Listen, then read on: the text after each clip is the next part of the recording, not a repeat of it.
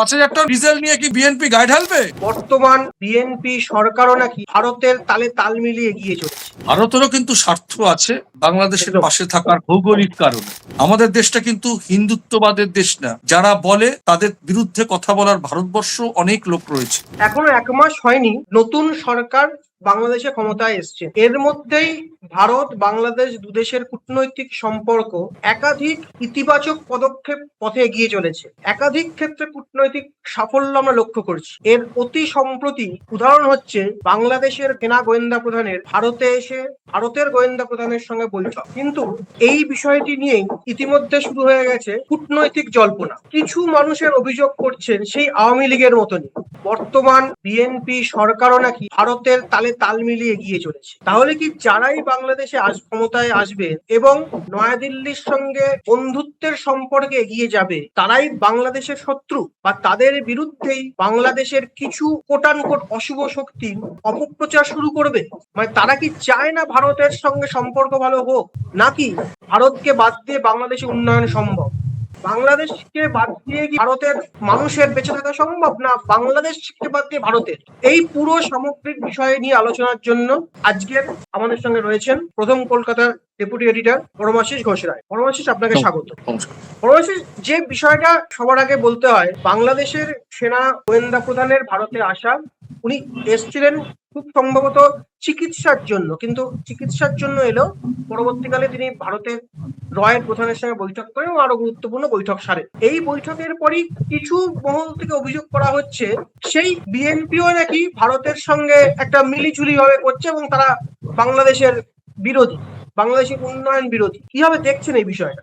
সত্যিই কি মানে বিএনপি বাংলাদেশের উন্নয়ন বিরোধী, নাকি এই দুই দেশের সম্পর্ক আলোচনা অতি আবশ্যিক দুই দেশের উন্নয়নের, দুই দেশের সম্পর্কের জন্য? প্রথমে একটা কথা বলি, বাংলা অভিধানে একটা শব্দ ব্যবহার হয় কুটকাচালি। এই কুটকাচালি করার লোক সমাজের সর্বস্তরে আছে। সংসারে যেমন আছে, অফিসে আছে, রাজনীতিতে আছে, সরকারে আছে। সমালোচনায় তারা সবসময় সক্রিয় থাকে। এখন দেখতে হবে এই সমালোচনা দিয়ে কি কোনো সম্পর্ককে ভাঙা যায়? যারা এই সমালোচনা করছেন, যারা এই কুচক্রী, যারা কিছু অন্য কিছু ভাবছেন, অন্য কিছু দেখছেন, আওয়ামী লীগের তকমা লাগাচ্ছেন বিএনপির গায়ে। আরে ভাই, ম্যান্ডেট তো বাংলাদেশের সাধারণ মানুষ দিয়েছে। বাংলাদেশের সাধারণ মানুষ তো বিএনপি কে বাংলাদেশের সরকারি আসনে বসিয়েছে। ভারত তো সব ক্ষেত্রে বাংলাদেশের পাশে। শেখ হাসিনাকেও তো রেখেছে এখানে। আবার তারেক জিয়ার, যিনি প্রধানমন্ত্রী, তার শপথ অনুষ্ঠানে ভারতের 140 কোটি মানুষের যে সংসদ, সেই সংসদে যিনি সকলের মুখ, সেই স্পিকারকে পাঠিয়েছে, বিদেশ মন্ত্রীকে পাঠিয়েছিল। ডক্টর ইউনূসের সময়ও তো নরেন্দ্র মোদীর সঙ্গে বিদেশের মাটিতে সংলাপ হয়েছে, হয়নি? খলিলুর রহমান নিরাপত্তা উপদেষ্টা ছিল, সে সেখানে বৈঠক করেনি? অন্তর্বর্তী সময়কালে সরকারের সময়কালে সীমান্ত বাহিনী পর্যায়ের দুদেশে বৈঠক হয়নি নয়াদিল্লিতে? উনি চিকিৎসা করাতে এসছেন। আমি যদি ধরে নিই যে সৌজন্যতায় তিনি আমাদের দেশের সেনাপ্রধানের সঙ্গে বৈঠক করেছেন, দিল্লিতে কোনো বৈঠক করেছেন, করতেই পারেন। ভারত সরকারের কূটনীতিকরা ঢাকায় বসে সব নেতাদের সঙ্গে আলাপ আলোচনা করেনি। প্রণয় ভার্মা তো সব দপ্তরেই যাচ্ছেন, বাণিজ্য নিয়েও তো সংলাপ দিয়েছে। উভয় পক্ষ সব দপ্তরের সঙ্গে তো কথা হচ্ছে।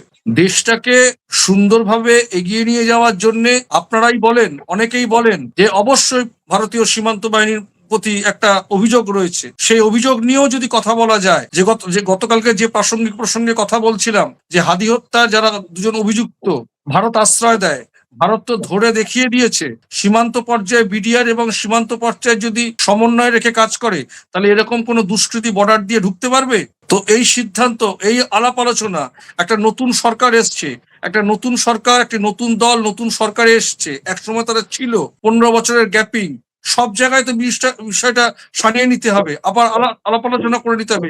সংলাপ তো এখন সবসময়ের জন্য জরুরি। বিএনপির ভারত বন্ধু হচ্ছে, বিএনপিকে তো ম্যান্ডেট দিয়েছে বাংলাদেশের সাধারণ মানুষ, তো বিএনপি তো সরকারে এসছে, তো বাংলাদেশের সরকারের সঙ্গে কথা বলা মানেই তো বিএনপির সঙ্গে কথা বলা হয়ে যাচ্ছে। ঠিক আপনার কথার রেশ টেনেই একটা কথা বলা যায় যে এই যে মেজর জেনারেল মোহাম্মদ রচিত চৌধুরী যে এসে উনি বৈঠক করলেন, তার কিছুদিন আগে এই যে দুই দেশের যে কূটনৈতিক আদান প্রদান এবং সেনাবাহিনীর তথ্যসূত্র আদান প্রদান, সব থেকে বড় উদাহরণ বাংলাদেশের সেনাবাহিনীর গোপন সূত্রের গোপন সূত্রকে কাজে লাগিয়ে, গোপন তথ্যকে কাজে লাগিয়েই তো পশ্চিমবঙ্গের এসটিএফ হাদি হত্যার 2 খুনিকে ধরতে পেরেছে। তার এটাই তো সমন্বয়, সংলাপ, আলোচনা, দুর্নীতির সম্পর্ক না সমন্বয়ের থাকলে উদাহরণ। কি করে করবে? বাংলাদেশের গোয়েন্দা বিভাগ যদি একটা ইনপুট দেয় ইন্ডিয়া গভর্নমেন্টকে, সে যদি সেই সংযোগ, সেই সমন্বয় যদি না থাকে, তাহলে জিনিসটাকে উদ্ধার হবে কি করে? এটা তো বাস্তব। একদমই। এবং এই যারা এই সমালোচনা সমন্বয়টাই আলোচনা বোধহয় আমাদের করছেন, দেশের। এরকম সমালোচনা আলোচনা শেখ হাসিনা এখানে রয়েছে বলে অনেক সমালোচনা আলোচনা আমরা দেখেছি। আমাদের পার্ট থেকেও সমালোচনা আলোচনা হয়েছে, বলছি না যে হয়নি। সমালোচনা আলোচনা অবশ্যই দরকার গণতান্ত্রিক প্রক্রিয়ায়, কিন্তু সেটা যেন একটা উন্নয়নের বার্তা দেয়, সম্পর্ক গড়নের বার্তা দেয়, দ্বিপাক্ষিক সম্পর্ককে মজবুত করে, সেটা সব ক্ষেত্রে। আজকের এই এই মধ্যপ্রাচ্যের সংকটে, সমন্বয়টাই।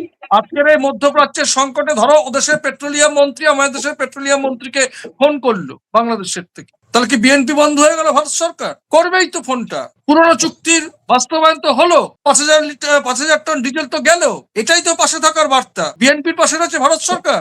5,000 টন ডিজেল নিয়ে কি বিএনপি গায়ে ঢালবে? দেশের মানুষের কাজের জন্য পাঠানো হয়েছে।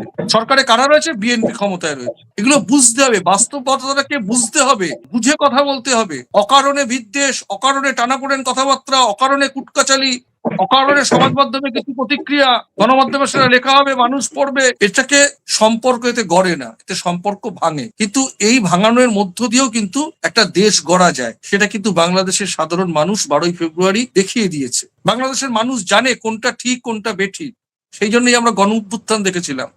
এবং পরমাশিস, মানে আপনার কথা একটা যোগ করতে চাই, ভারতকে ছাড়া, ভারতের বিভিন্ন সহযোগিতা ছাড়া বাংলাদেশের এগিয়ে চলা, উন্নয়ন যেমন সম্ভব নয়, বাংলাদেশেরকেও পাশে নিয়ে আমাদের অনেক ক্ষেত্রে প্রতিবেশী বাংলাদেশকে নিয়ে আমাদেরও এগিয়ে যেতে হয়।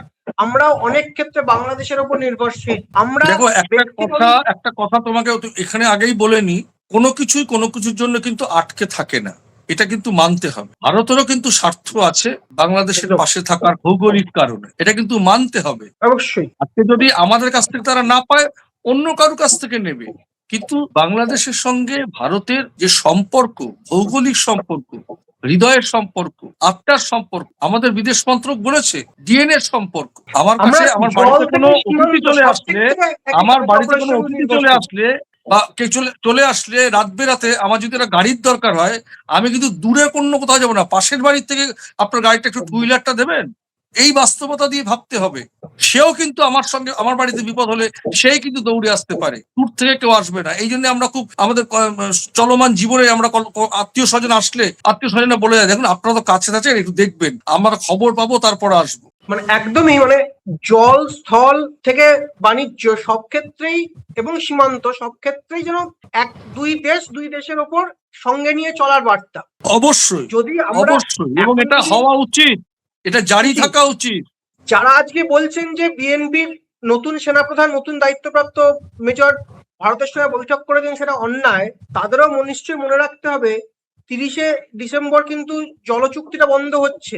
এবং এখানেও কিন্তু ভারতের থেকেও ভারতের সীমান্ত সুরক্ষার জন্য যেমন বাংলাদেশকে দরকার, বাংলাদেশের জলের জন্য বিভিন্ন ক্ষেত্রে ভারতের সঙ্গে সহযোগিতা, ভারতের প্রেক্ষিত দরকার। মানে একে বাদ দিয়ে চলবো কথায় কথায় ভারত বিরোধিতা, এটাও যেমন নয়, আবার আগের একটা সময়ের মতন সম্পূর্ণ ভারত নির্ভরশীলতা, সেটাও বোধহয় মানে কাম্য নয়, বা সেটা কোনো দেশের বৈদেশিক নীতি নয়। সেই দেখো, নীতি এখানে কিন্তু যেটা পরিষ্কার বলা উচিত, যে নদীর বহমানতা প্রকৃতিগত, সেটাতে কেউ আটকাতে পারে না। স্বাভাবিকভাবে তাদের যে দাবি, সে দাবি ভারত সরকার সেটা সবসময় পূরণ করে, আবারও পূরণ করবে। কিন্তু যারা ভারত বিরোধিতা করছেন, বা আমাদের এখানে বসে কেউ যদি বাংলাদেশে বিরোধিতা করেন, এই বিরোধিতা জানবেন নিজেদের বিপদ নিজেরা ডেকে আনছেন। আমি বিপদ বলে কাউকে ছোট করব না। এই বিরোধিতা আজকে যারা এটার বিরোধিতা করছেন, সমালোচনা আলোচনা করছেন, তাহলে এই কথাটা তারা কি বলতে পারছেন যে 5,000 টন ডিজেলটা ফেরত দিয়ে দিন? আপনার দেশের আপনি ক্ষতি করছেন। বিদ্যুৎটা লাগবে না, বিদ্যুৎটা লাগবে না, আপনি আপনার দেশের ক্ষতি করছেন। আমরা দিচ্ছি বলে বলছি না। দেশকে ভালোবাসলে, যদি দেশকে গড়তে চান, সম্পর্কের বাতাবরণকে মজবুত করার জন্য পজিটিভ থিঙ্কিং এ ভারত বাংলাদেশের সম্পর্কের বাস্তবায়নের দিকগুলো জনমানুষে তুলে ধরুন।